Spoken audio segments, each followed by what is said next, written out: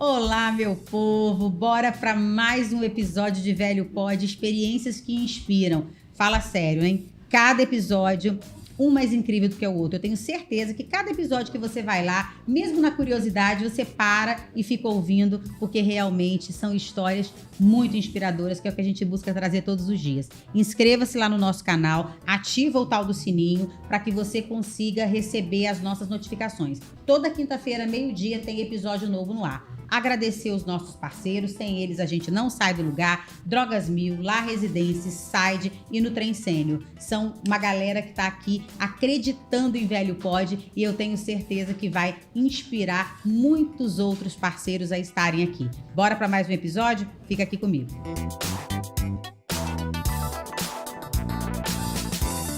Então, hoje é Natal.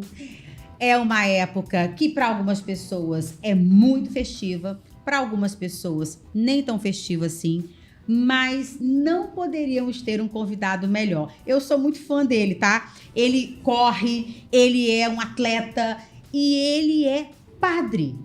E é tão bacana quando a gente encontra uma pessoa religiosa que tá ali, grudadinho na gente, junto da gente, gente como a gente, e por isso que eu virei fã dele lá nas redes sociais e eu tenho o privilégio de estar hoje com o Padre Fábio. Fábio, muito obrigada, de verdade, do fundo do meu coração. Que alegria ter você aqui. Eu que agradeço o seu convite, é uma grande alegria, uma grande honra estar aqui compartilhando esse espaço com você. Muito lindo. Ele me autorizou a chamar ele de você, viu, gente? Por isso que eu não tô falando senhor, tá? Mas, assim, hoje, Natal, né? A gente botou... Olha que lindo, gente, ficou essa mesa aqui para todo mundo, ó, né? E, assim, é uma data que para algumas pessoas é difícil, para algumas pessoas é extremamente alegre, mas é sempre um momento que, independente do que você pensa, eu acho que é um momento sempre de muita reflexão. Sem dúvida, assim, justamente por ser uma festa que envolve muito a família, né? Geralmente, né, muitas pessoas têm memórias do seu Natal em família, com avós, com pais, com parentes próximos. Então, à medida em que algumas dessas pessoas, sobretudo os mais velhos, ou então até alguém que perdeu, não sei, alguém mais jovem da família, então muitas vezes chega nessa época, a pessoa tem a recordação desses entes queridos que não estão mais lá e a festa acaba perdendo um pouco da sua alegria e às vezes até trazendo esses traços assim de saudade, de tristeza, né? E para outras pessoas é sempre um espaço muito alegre de confraternização, de comemoração. Muitas famílias se reúnem, sobretudo, só nessa época, né? Época. Então, na minha perspectiva, assim como padre, na perspectiva cristã, independente de todas essas lembranças que a gente traz, eu já perdi minha mãe, já vai fazer 6 anos, então quando chega o Natal eu lembro dela também, lembro dos natais que nós passamos juntos, mas na perspectiva cristã a alegria se mantém porque é a alegria de saber que nós não estamos sozinhos, né? De que nasceu alguém que, sendo Deus, se fez homem para nós, né? Para mostrar o seu rosto para nós, né? Então, por isso o Natal é sempre uma festa de alegria na perspectiva cristã, ainda que a gente conviva também com essas dores que todos nós trazemos, né? E que faz parte da vida. Exato. Né, padre? Assim, eu acho que a nossa vida, e eu falo isso porque, às vezes, como na geriatria, às vezes as pessoas colocam muito essa perspectiva de que a geriatria é um lugar que só tem perdas, né? Ah, eu vou ficando velho e a velhice só me traz perdas. E isso não é verdade, porque as perdas, elas acontecem ao longo da vida que independe da nossa idade, né? Você pode perder a mãe aos 95 anos, mas quantas pessoas não perderam uma mãe com 25 anos, com 30 anos? Então, essas perdas, elas não são atreladas exclusivamente ao envelhecimento. E talvez, eu acho que quando a gente traz essa perspectiva, também gera para as pessoas esse entendimento de que envelhecer não é sinônimo nem de adoecer e nem de sofrimento apenas. Não. Né? Acho que o envelhecimento traz muitas coisas junto. É claro que a gente vai convivendo também com os problemas que a idade eventualmente vai trazendo. Alguns deles porque nós não nos prevenimos, né? Outros porque são inerentes à nossa condição mesmo, né? Mas eu acho que também o avançar da idade traz tanta coisa boa, assim, no sentido de que, dependendo de como nós vamos conduzindo a nossa vida, é a possibilidade de ter também um saber acumulado, não um saber acadêmico, sabe? Mas uma sabedoria a respeito da vida. O tempo vai avançando, a gente já viu tanta coisa, então, enquanto às vezes uma pessoa mais jovem fica desesperada diante de uma situação, A gente já passou por aquilo 2 e 3 vezes, viu que aquilo se resolve. Então, isso traz pra gente também um pouco, né, de uma visão diferente diante dos problemas da vida. Então, eu acho que o avançar da idade traz muitas coisas Positivas, né? E olha só, ele tá falando aqui das escolhas conscientes da vida, ele é corredor, tá? Corre, dança, que eu já vi, né? Já teve lá na Lu Fernandes, no Aulão do Bem, não foi? No Maravilhoso. Tentei um pouquinho. O balé da Lu, que é maravilhosa. Então, isso é uma coisa que eu acho tão bonita em você, que é essa proximidade com as pessoas. Porque aquilo que eu falei, às vezes tem essa ideia de que o padre é aquela pessoa quase santa que fica lá no altar junto com Deus, né? E que, na verdade, não é. E você traz isso de uma maneira tão, tão espontânea e tão bacana. Então, como é que foi correr? Você sempre correu? Corria antes de ser padre, virou padre e depois correu? Como é que foi isso? Antes de eu falar disso, você falou uma coisa interessante, né? Assim, essa ideia da figura do padre como alguém que se afasta, né? A gente está celebrando o Natal. Deus que está lá em cima se fez homem. E por que nós, que somos seres humanos, queremos, assim, revestir uma imagem quase como se fôssemos seres sobrenaturais? Eu acho que isso adoece os padres. Existem muitos padres que, às vezes, estão enfermos. A gente vê, tá? A mídia mostra, né, várias situações. Mas porque se colocam num lugar e sob uma exigência que não é humana, né? Então, eu acho que isso é uma coisa para se refletir, sobretudo para os padres, se tiver algum padre assistindo. E eu acho que para muita gente, né? Pra muita que a gente também quer se colocar num lugar que não nos cabe. Exato, e traz muitas consequências. Mas você falou assim, da corrida, não, isso é uma coisa relativamente nova. Na verdade, tudo começou, eu sou professor da PUC, e aí fazendo aqueles exames periódicos, como é importante um bom médico do trabalho, né? Sim. Você que é médico. Fui fazer os exames periódicos e a médica, que por acaso era também endocrinologista, falou assim, nossa, sua glicose normal, hemoglobina normal, mas você tem uma taxa de insulina a mais de 50, quando deveria ser abaixo de 13. Então, seu pâncreas está sobrecarregado. Eu tinha 106 quilos. Uau! Eu não conseguia subir 5 degraus, sentia ofegante, não fazia nada. Isso era 2023, não fazia nada de exercício. E aí, ela me medicou, enfim, mandou tomar medicação para evitar diabetes, mas já estava pré-diabético, e perguntou desde quando isso era assim. Eu falei, desde 20 e poucos anos. Então, se essa insulina sempre alta, eu sempre obeso, desde que eu saí do seminário. E aí, alguma coisa virou dentro de mim, sabe? Eu pensei assim, não, eu sempre digo para as pessoas, e é verdade, que eu quero viver muito. Né? Porque eu tive um reitor no seminário, que agora é bispo Dom Assis, ele dizia, todo mundo quer ver a Deus, mas ninguém está com pressa. Isso é muito assim, bom! Vai passar a eternidade com ele, então não tenho pressa, então eu quero viver muito. Mas eu pensei, viver muito, suponho que eu me cuide agora para que eu faça a minha parte de ter saúde, né? Se me for dado viver muito. E aí comecei primeiro caminhar dentro do espaço do condomínio onde eu moro, comecei sozinho com uma dieta, depois passei com uma nutricionista do serviço médico, e aí depois fui me cercando de profissionais que foram me ajudando. Primeiro um que me ajudava na parte das corridas, depois outro na parte da musculação também, né, para poder cuidar disso, para dar conta das corridas. E aí quando foi em 2024... eu fui correr a São Silvestre. E perdeu quantos quilos nesse período, nesse processo? Desde os 106 até agora, 26. Agora eu tenho 80. Olha mas na verdade foi mais do que isso, porque você começa a perder gordura e ganhar massa. Ganhar massa. E aí eu fui correr a São Silvestre, foi a primeira grande corrida. Eu tinha corrido 10 quilômetros, 8. Só que eu estava doente, eu não sabia. Eu estava tratando como se fosse uma virose, mas eu estava com uma doença mais grave, com uma hepatite A.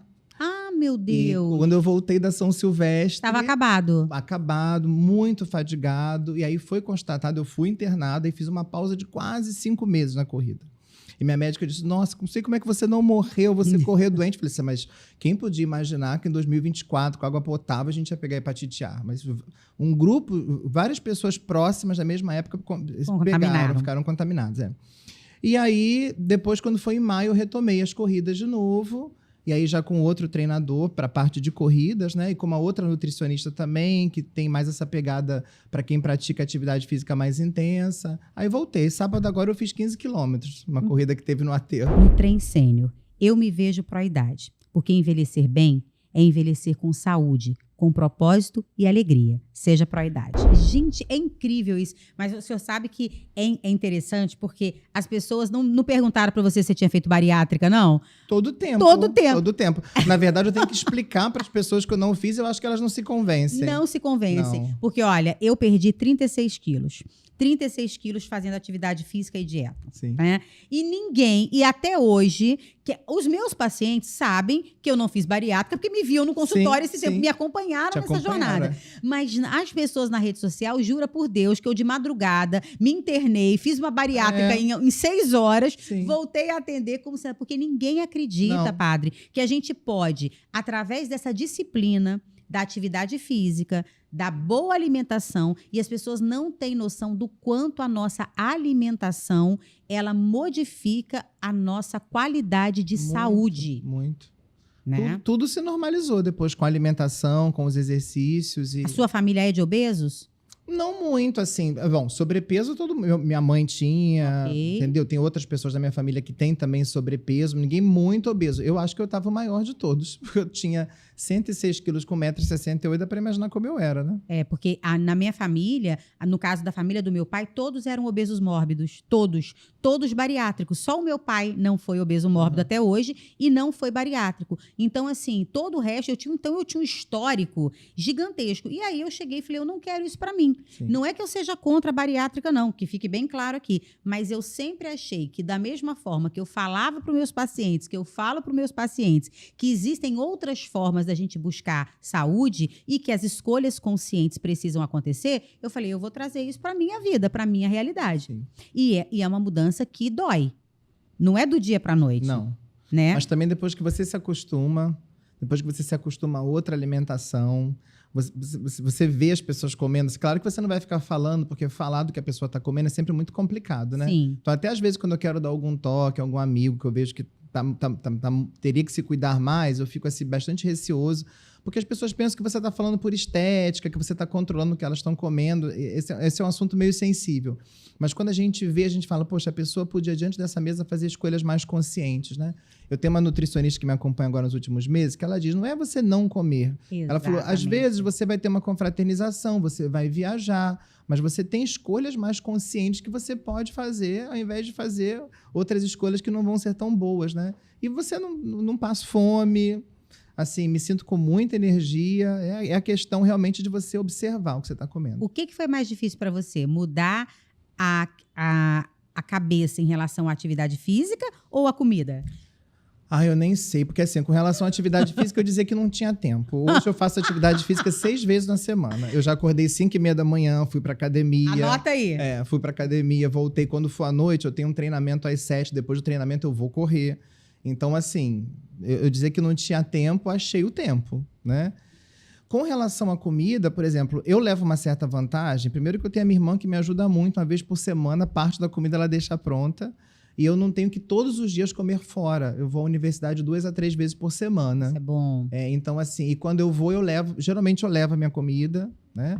Ou então, como no lugar lá na PUC, a gente chama de Bar das Freiras. As carmelitas, elas têm um pequeno restaurante, bar ali embaixo, né? Então tem comida boa, saudável lá também, né?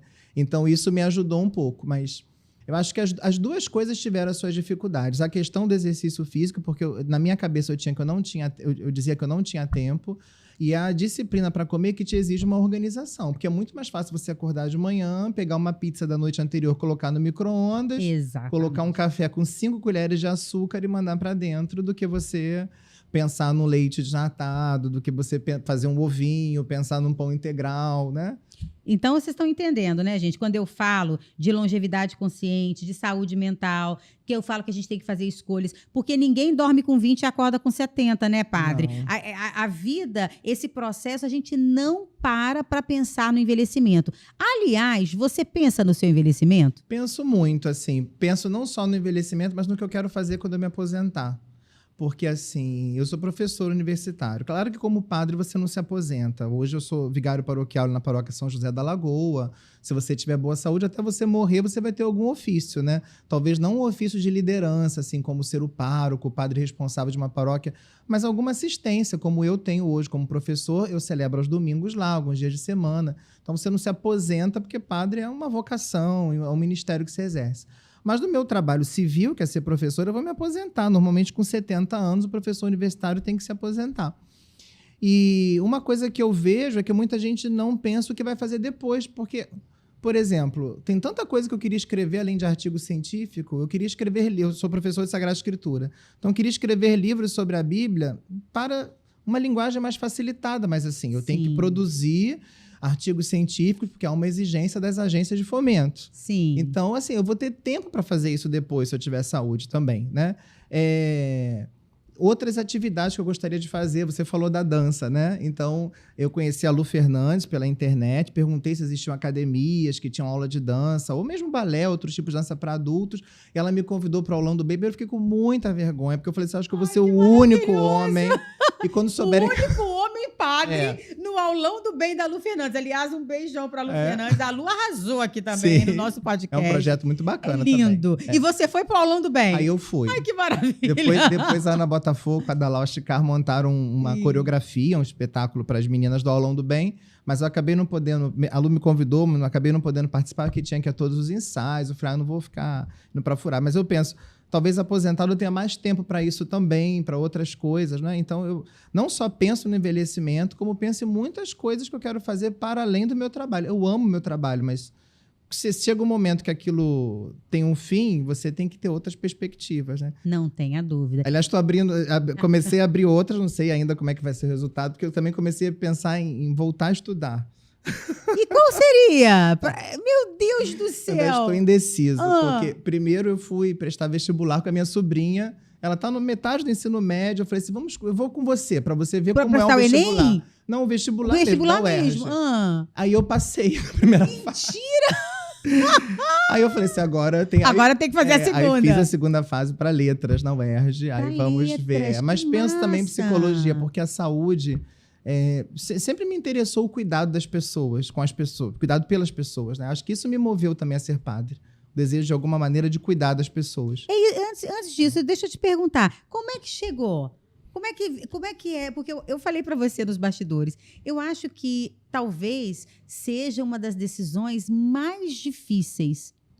Porque a gente pode pensar em escolher uma profissão, eu vou ser engenheiro, eu vou ser médica, eu vou ser dentista, eu vou ser vendedora de uma loja, não importa. Mas eu acho que quando você toma uma decisão de se tornar padre, isso é muito profundo.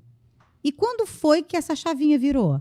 Assim, foi um processo, assim, até meio rápido, porque assim, minha família, do ponto de vista religioso, sempre foi muito eclética, porque lá em casa todo mundo católico, mas não é que fôssemos católicos, assim. Meus pais nem eram casados na igreja, só eram casados no civil, enfim. Mas minha mãe ensinou a fé católica pra gente, então fomos batizados, fizemos primeira comunhão, minhas irmãs eram catequistas, eu gostava muito de ir pra igreja para fazer teatrinho e tudo. Mas eu tinha uma tia que já faleceu também batista e uma outra tia que era um bandista. Olha que maravilhoso! Então, nossa, era muito. Porque um dia minha tia convidava a gente a ir pra escola dominical, aí outro dia minha tia, a gente ia à casa dela, tava tendo festa na Umbanda, a gente participava também. Então, que maravilhoso! Esse ambiente. Tanto que hoje eu tenho amigos, assim, de todas as religiões. Uma amiga minha abriu um restaurante, ela é do Candomblé, e aí ela pediu que eu fosse abençoar o restaurante. Eu falei, mas você tem certeza que você não quer chamar alguém da sua religião? Ela, não, eu quero que você vá, que você é meu amigo, quero que você abençoe o espaço. Eu falei, então tudo bem, se não vai ter problema para você, eu vou. Então... Anota aí, por favor, gente. Tá? O Padre Fábio, ele tem amigos do Candomblé, ele tem amigos da Umbanda, ele tem amigos da Igreja Batista, ele tem amigos católicos. Sim. E ele não faz julgamento. Por que é que cargas d'água que você está julgando a fé do outro, meu Deus do céu? É outra coisa que eu não consigo entender, mas bora lá. Eu tenho amigos de várias religiões, tá? Amigos judeus, enfim. La Residência, Centro Residencial Geriátrico. Uma referência no cuidado de idosos, com uma equipe especializada cuidando do seu idoso nas 24 horas. Somos gente que cuida de gente. E então convivi nesse ambiente, mas quando eu tinha uns 13 para 14 anos, eu gostava muito de fazer teatro na igreja. Aí me convidaram para ir fazer uma peça de teatro na Pavuna. Aí dali eu me encantei com um grupo de jovens, porque assim, eu era um adolescente muito tímido. Não parece, né? Mas eu era um adolescente muito tímido. Então, muito introspectivo, ficava só em casa. Minha mãe era muito preocupada com isso. Me lembro que às vezes, sábado à tarde, a mãe falava, vai pra rua, faz alguma coisa. Mas eu não sabia quem chamar, o que fazer, pra onde ir. Não era bom em nada do que os meninos faziam. Ia soltar a pipa era cortada. Ia jogar bola, a bola passava por mim, eu não dava conta de fazer. Nada. O máximo que eu conseguia fazer era futebol de botão. Mesmo assim, eu acho que os meninos só vinham jogar comigo porque eu tinha uma tábua de botão bonita. Entendi. Eu acho que não era. Era um interesse na tábua, não era porque eu era bom jogador. E aí, então, me encontrei ali. De repente, encontrei gente, assim, com quem, né, conversar. E aí, a igreja foi ocupando um lugar, assim, na minha vida, né? Aí, ali, fiz a crisma, fiquei... E ali, conheci um movimento que era muito forte na época, ainda existe hoje na igreja, que é a Renovação Carismática.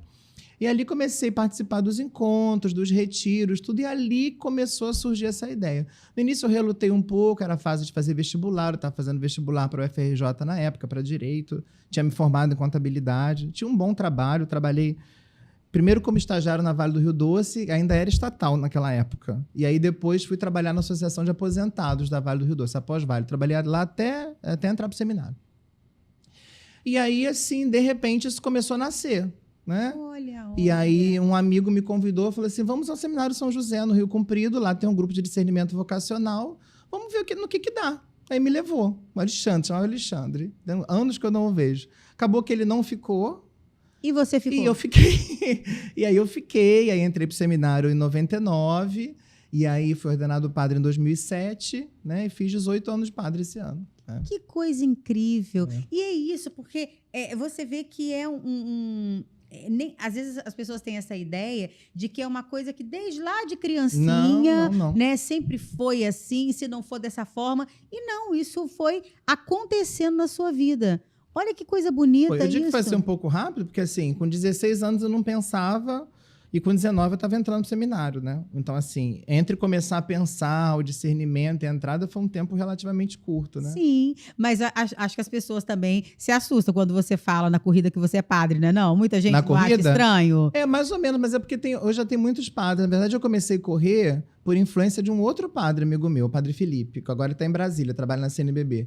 Mas ele é que começou a correr. Uma vez ele falou, vamos correr com a gente, você consegue correr 700 metros e caminhar 300? Eu falei, querido, eu caminho 700 e corro 300, assim, corro 100, entendeu?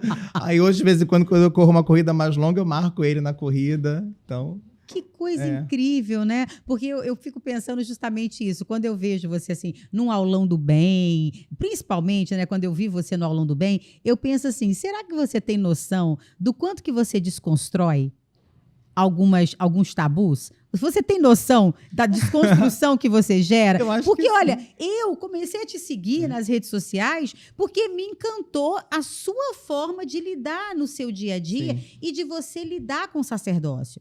E porque eu acho muito incrível a maneira como... Porque você transforma tudo de uma maneira muito leve. E eu acho que é isso que a igreja, principalmente a igreja católica hoje, ela precisa trabalhar todos os dias. Sim. Esse resgate dessa leveza, desse Deus que abraça, desse Deus que te acolhe, desse Deus que está ali vibrando positivamente por você, sabe? Eu acho que você tem esse lugar, assim, que é muito bonito de ver. De verdade, sabe? Eu acho muito impactante. Eu acho que tem gente que deve achar estranho, assim, porque dentro da igreja tem grupos muito conservadores. Que eu me lembro que outro dia uma pessoa falou assim, eu corro na Lagoa, minha paróquia é ali na frente, né? Então corro com malha de corrida, que é muito mais confortável. Só que eu não vou entrar na igreja com aquela malha de corrida, né? Lógico, então eu vou dentro né? do carro arrumadinho, quando eu saio da Lagoa, entro no carro de novo para ir embora. Aí uma pessoa falou assim, mas por que você não corre de calça? Eu falei, porque ninguém corre de calça. Não existe. Gente, daqui a pouco querem que ele corra de batina. Não dá, minha gente. Vamos combinar. Falei assim, eu nunca vi ninguém correndo de calça aqui na Lagoa, né? Vou chamar mais atenção do que... Né? Então, acho que algumas pessoas ainda têm um pouco essa imagem, né? Mas eu acho que é uma imagem construída durante muitos séculos, né? Assim, de muita separação, de muita distância, né? Só que, se para alguém funciona, tudo bem. Mas, para mim, assim, eu sinto a necessidade de ser uma pessoa normal, assim. Eu me lembro que eu trabalho na Arquidiocese com umas escolas de fé, e um dia uma senhora que trabalha com a gente como voluntária me viu, não sei se foi arrumando o lanche ou tirando alguma coisa do lixo, ela ficou assim meio chocada. Eu falei assim, mas o que tem de diferente em mim, de vocês, assim? Vocês não teriam que fazer essas coisas também? Assim, eu não tenho nada de diferente, assim. Aliás, me incomoda achar, assim, que eu sou uma coisa diferente, assim, entendeu? Então, para mim, foi uma experiência muito positiva. Lá no aulão do bem com a Lu, eu fiquei assim, eu falei, gente, na hora que eu compartilhar, alguém vai vir de pau em cima de mim nessa aula de balé. Mas sabe que não, pelo contrário. Fui muito bem acolhido lá, né? E depois, assim, se alguém não gostou, não comentou. Também se comentasse, ia ter que continuar insatisfeito do mesmo jeito. Foi uma experiência muito boa. É, porque eu fico pensando, mas... Se eu tenho talento, é outra coisa. Não, mas veja bem, aí também, talento. Segundo a Lu Fernandes, o talento a gente vai construindo.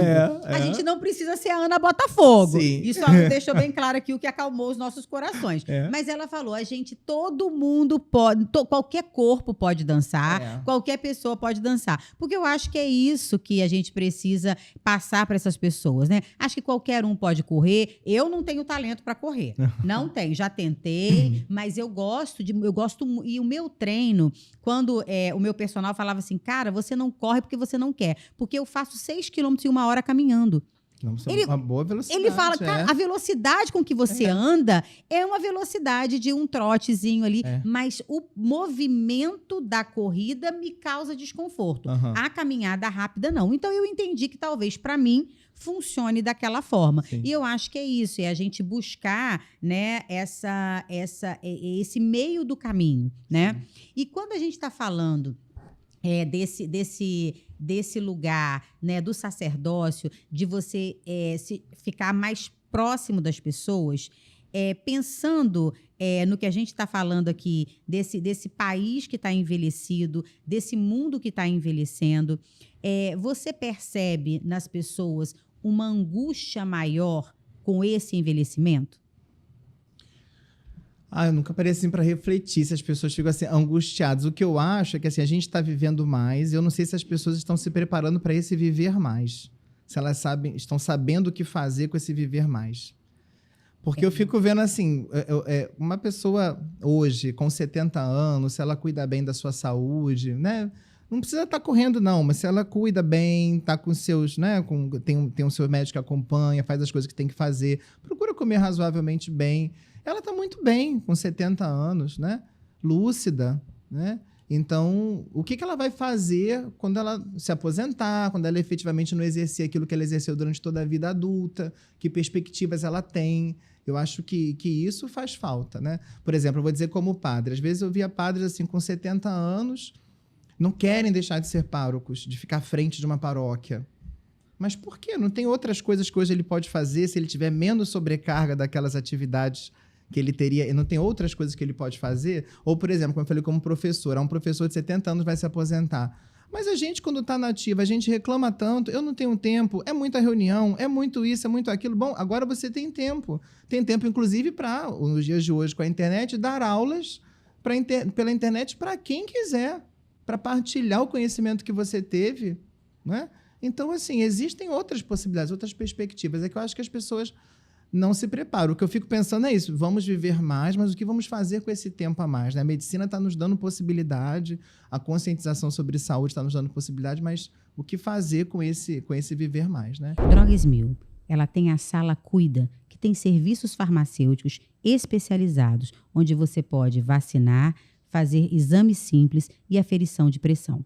Drogas Mil. Eu acho que isso é uma coisa que eu trago muito no consultório, porque, principalmente para os homens, eu acho que ainda para os homens, padre, é um viés mais complexo. Porque as mulheres são sempre multitarefas. Sim. É muito difícil uma mulher que não seja multitarefa. Porque ela tem, normalmente, o trabalho fora, mas ela tem o trabalho dentro de casa. Sim. Eu acho que a mulher tem um viés de trabalho social muito maior. Então, eu tenho muito mais mulheres no meu consultório que fazem trabalho social do que homens. É muito difícil o homem entender um trabalho social como algo relevante ou importante. Sim. A mulher, não. Então, a mulher, quando ela se aposenta daquele trabalho, mas ela tem 50 coisas que ela fazia ali no entorno, né? Ela tem as amigas, ela tem um grupo, ela tem o voluntariado, ela já está pensando em outras coisas para fazer, e eu acho que o homem tem mais dificuldade com isso. E eu fico vendo essa terceira idade até o lazer, né? Porque eu não sei se é impressão minha, mas, por exemplo, eu vou ao teatro. Aí tem sempre aquele grupo de senhoras que foram juntos, que são amigas que vão juntos. Eu nunca vejo um grupo de homens chegando. Exatamente. Aí eu vou viajar. Chega lá na pousada, até que uma vez fizeram um passeio, me convidaram para acompanhando o passeio, né? Para Paraty. Só tinham senhoras. Eu falei, mas não tem senhores viúvos, não tem senhores sozinhos? Onde é que eles estão? O que eles fazem? Onde vivem? Como se alimentam? Olha, gente, olha, vocês estão ouvindo? Olha, o padre falando, ainda bem que ele está aqui corroborando. Olha, eu tenho o projeto social do Cantinho da Geriatria, é um projeto que eu criei há 11 anos atrás, tá? Nesse projeto, a gente tem um programa de educação continuada que eu promovo encontros mensais para falar de temas de saúde. Uma vez por ano, nós temos um arraiá, que é memórias afetivas através da musicalidade. Então, a gente reúne num baile, né? E uma vez por ano é a nossa caminhada, que é o hashtag pelo direito de bem envelhecer. Muito bem. Padre, os primeiros 3 anos do baile, eu fazia realmente baile, tipo um baile de terceira idade. Eram 250 pessoas. É tudo de graça, então tinha que fazer inscrição. Sim. Os 3 primeiros anos não apareceu um homem. Um homem! Eu falei, gente, o que nós vamos fazer com isso? Não tem homem. Aí eu fiquei pensando, nós precisamos mudar esse negócio. Aí eu falei, bom, talvez se a gente passar para o arraiá a gente pode botar jogo, a gente pode botar umas bebidinhas, tipo um quentão. De repente, gera uma outro atração. bem. Foi a sorte. Hoje, o nosso trabalho a gente faz com 600 idosos. Esse ano foi o primeiro ano que a gente teve 60 homens num universo de 600. Mas já construímos aí uma mudança. E a nossa caminhada, a gente faz com 1.000 pessoas, tá? Nos últimos 2 anos, a gente tem tido uma média de 80 homens. Mas no universo de 1.000, Exato, de novo, a gente não tem os homens. E é exatamente isso. Cadê esse povo que fica viúvo, que aposenta? Sim. Onde é que eles estão? O que é que eles estão fazendo? Você não quer ir junto com a esposa, se a esposa não vai sozinho. Meu pai se aposentou na época que as pessoas podiam se aposentar jovens, né?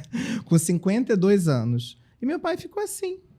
Tem 84 anos, hoje mais debilitado pela saúde, mas às vezes eu dizia, pai, tá aposentado, tem condições, viaja, pega um avião, tem medo de avião, vai de ônibus, vai fazer alguma coisa, vai passear, sai de dentro de casa, fica vendo televisão, só isso, né?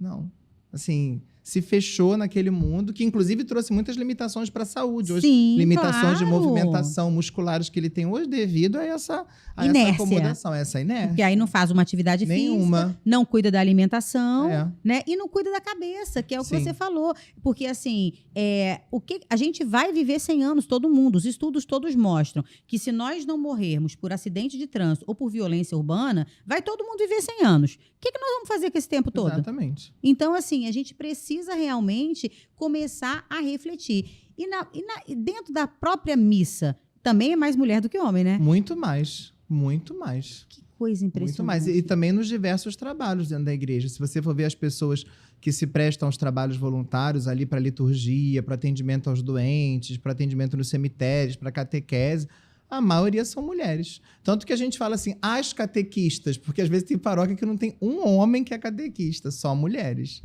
Entendeu? Que coisa então é muito mais presença feminina também. Tem homens que vão, e assim, é mais presença feminina nas missas, e quando é para fazer alguma atividade, geralmente são mulheres. Tem homens também, não é que não tenha, tem. Mas é muito menos, proporcionalmente muito menor a quantidade de homens que de mulheres. Mas que coisa. Olha, meninos, quem estiver assistindo o nosso Velho Pod, que também o nosso público, 70% é mulher. Eu não sei mais o que fazer para achar os homens nesse mundo, né? Porque a gente já tentou de tudo e a gente não está conseguindo. Mas que loucura que é isso, né? Porque, e na verdade, esses homens adoecem muito mais. Sim. Porque acabam não se socializando, acaba, né, criando esse mundinho particular, e a gente acaba também não saindo desse lugar. Como é que a gente vai fazer em padre para a gente desconstruir esse negócio? Que loucura isso, gente. Mas é difícil mesmo, assim. Você falou uma coisa de criar vínculos, né? Há um tempo atrás eu li um livro de um psicólogo americano, chamado Porque os Homens São Assim. Não sei se ele é americano, agora não, é de língua inglesa. E ele falava sobre essa experiência com os homens, né? Ele dizia, 2 vizinhas, 10 anos morando juntas, uma se muda, elas continuaram amigas, se correspondendo, falando. Aqueles 2 maridos que também participavam daquela amizade, porque, né, iam com as suas esposas, provavelmente eles nunca mais vão se falar. Assim, essa dificuldade de socialização. É um fenômeno assim mesmo. Não é? É de criar esses vínculos, né? Sim. E a gente trabalhar, porque hoje, quando a gente fala em Blue Zones, que são as zonas geográficas do mundo, onde nós temos pessoas extremamente longevas, que passam dos 100 anos com saúde. A gente não está falando de só ambientes onde as pessoas têm 100 anos ou mais. São pessoas que têm 100 anos ou mais com total autonomia. Essas são as chamadas Blue Zones do mundo. Em todas elas, o que há de comum, porque são países diferentes, culturas diferentes, pessoas completamente distintas, mas todas falam dentro de uma mesma perspectiva, de trabalhar a alimentação. São regiões em que todo mundo tem uma alimentação saudável, né? Todos têm atividade física, o Tai Chi Chuan, todos fazem muita meditação, faz parte da rotina dessas pessoas, né? Esse movimento. Todos têm uma espiritualidade muito arraigada, têm realmente uma crença muito grande em algo maior, né? Nessa força que está acima de nós. E todos trabalham dentro desse ambiente onde a socialização e os vínculos emocionais, eles são fundamentais. Inclusive, saiu um estudo agora, no meio do ano, falando que a solidão, não a solitude, mas a solidão, ela mata como o cigarro. Então, assim, o quanto que esse lugar que você vai se isolando, o quanto isso leva você para um lugar muito ruim, né, padre? E olha que loucura. E a gente está falando de uma população que está envelhecendo cada vez mais e que a gente, óbvio que as perdas acontecem, né? Quem de nós aqui já não perdeu alguém? Mas novos vínculos precisam ser construídos. Grupo Side, empresa especializada em cuidadores de idosos. Uma equipe especializada, pronta para dar qualidade de vida e segurança para o seu idoso. Sem dúvida. Eu estava lendo também esse outro dia sobre a solidão. Isso é uma coisa que me espanta, né? Porque a gente vive numa cidade, sobretudo quem mora assim, em cidades super populosas, como a gente mora, como Rio de Janeiro, né? Quase todo mundo morando em prédio, né? Hoje, a maior parte da população vive em prédio. Eu moro num prédio, né? E como realmente, quando eu morava em casa, a gente conhecia os vizinhos, tudo.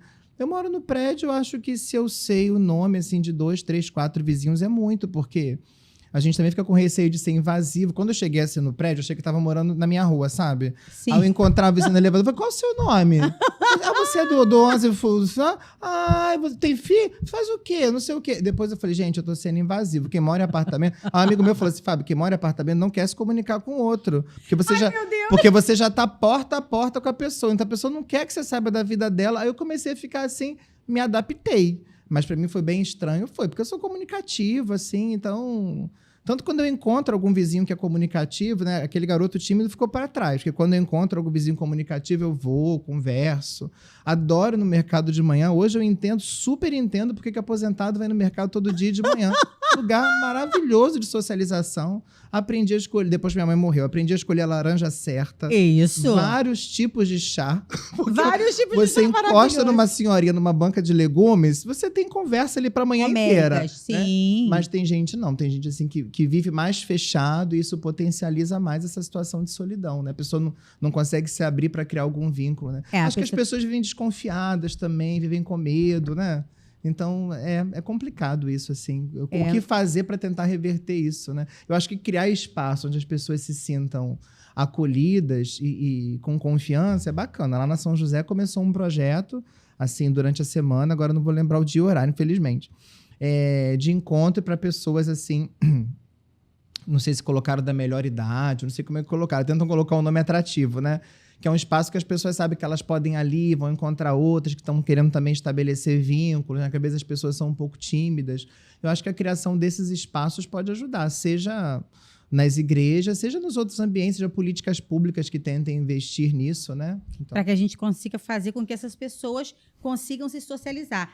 Olha, o Papo Quanto é Bom, nós já temos quase 1 hora de podcast. Já foi isso Olha tudo, que loucura, gente. E a gente aqui falando, e eu tenho certeza que você aí, do outro lado, está se sentindo aí abraçado por essa conversa, porque é uma conversa leve, é uma conversa descontraída, e eu acho que isso é mais bacana no Fábio. É esse movimento que ele faz de trazer essa religiosidade, de trazer essa espiritualidade para um lugar que todo mundo se sente bem acolhido. Isso é a coisa mais bonita em você, padre. Obrigado. De verdade, assim, o quanto você faz com que a gente se sinta bem em estar com você e como você coloca tudo nesse lugar de muita tranquilidade, de muita normalidade. Eu acho que isso é a coisa mais bonita. E claro, né, é Natal. O que você acha que a gente poderia falar para todo esse público 50 a mais que está nos vendo hoje, nesse dia de Natal, com todo esse mundo doido que a gente está vivendo? O que será que a gente poderia trazer de uma fala positiva? A gente está terminando assim, esse jubileu da esperança. O Papa Francisco, antes de morrer, né? Um grande Papa que nós tivemos, Um cara incrível. latino-americano, aproximou a igreja de tantos lugares, né? E ele proclamou um jubileu da esperança, pegando como tema um trecho da Carta de São Paulo aos Romanos, diz: a esperança não decepciona, porque o amor de Deus foi derramado em nossos corações, né? Então, acho que a mensagem que a gente pode ter nesse dia é essa mensagem da esperança, porque se nós não tivermos esperança, a vida acaba. Claro que nem tudo aquilo que a gente espera vai acontecer da maneira como a gente imagina. Eu espero ganhar na Mega Sena da virada. Eu espero que um carro apareça na minha porta. Às vezes, as coisas não vão acontecer da maneira como nós imaginamos, mas nós temos que ter sempre esperança em coisas boas que vão acontecer. Não é? Para quem tem fé cristã, a esperança é a esperança da vida eterna, mas mesmo para quem não é cristão, a esperança é o que movimenta, o desejo de alcançar algo, a expectativa de que alguma coisa boa possa acontecer. No meio de tantas situações dramáticas que a gente tem que viver, esperar que a gente possa encontrar pessoas boas, que outras possibilidades possam se abrir. Eu penso que o Natal deve renovar em nós essa chama da esperança, porque se a gente não esperar, se a gente não sonhar, né, se a gente não tiver expectativa de alguma coisa boa que vai acontecer, a vida perde o sentido, né? Não tenha dúvida. Então, para você que está aí nos ouvindo, coloque isso aí no coração, tá? Que a gente tem que pensar. Eu acho que é isso, a gente acreditar que tudo pode melhorar. Nem sempre do jeito que a gente quer, Exato. Até porque Deus escreve certo por linhas tortas. Cuidado com o que você pede, porque às vezes a gente não pede certo e vai vir aquilo que não era bom pra gente, né? Então, assim, é trazer isso e é essa esperança, é essa luz, esse carinho que a gente quer deixar aqui para vocês. Para terminar esse podcast, padre, eu sempre faço 2 perguntas aqui para os nossos convidados. Uma pergunta, não sei se alguma coisa te pira no sentido de te deixar chateado. Acho que, padre, às vezes tem uma elevação espiritual grande, né? Mais ou menos. Então, eu quero saber, o que pira você no sentido de te deixar muito chateado e o que te inspira nessa vida? Eu acho que uma coisa que me deixa muito chateado é aquilo que... Eu tenho a tendência a querer controlar as coisas, viu? É um traço da minha personalidade. É alguma coisa que eu não consiga resolver de imediato. Mas, geralmente, eu penso logo numa situação, na possibilidade de resolver. Mas, na hora, né? Outro dia eu tive um problema em casa de uma coisa que deu defeito e veio para resolver, mas não tem como resolver agora, não tem como consertar, qual é a solução? Aquilo me deixa um pouco... né? Mas, logo, imediatamente, eu penso em 2, 3 outras possibilidades para resolver, né? Então, isso te pira? Isso me pira, me deixa um pouco assim, porque eu tenho a tendência a querer resolver logo. Se você me der um problema, eu vou resolver, entendeu? Eu vou tentar resolver logo. Então, quando é uma coisa assim que foge do meu controle, aí já me deixa um pouco assim, desconcertado e ansioso, mas vou lidando bem com isso. E né? O que te inspira? Tem tanta coisa que me inspira. Ai, que lindo, gente! Poxa, na noite de Natal ter tanta coisa que inspira é maravilhoso! Tem muita coisa que me inspira, assim... Bom, acho que a gente pode falar de pessoas, né? Ver pessoas, assim, que são capazes, assim, de doar-se pelos outros, né? De renunciar àquilo que seria o melhor para elas, para poder se dedicar totalmente ao outro. Isso é uma das coisas que me inspira muito, né?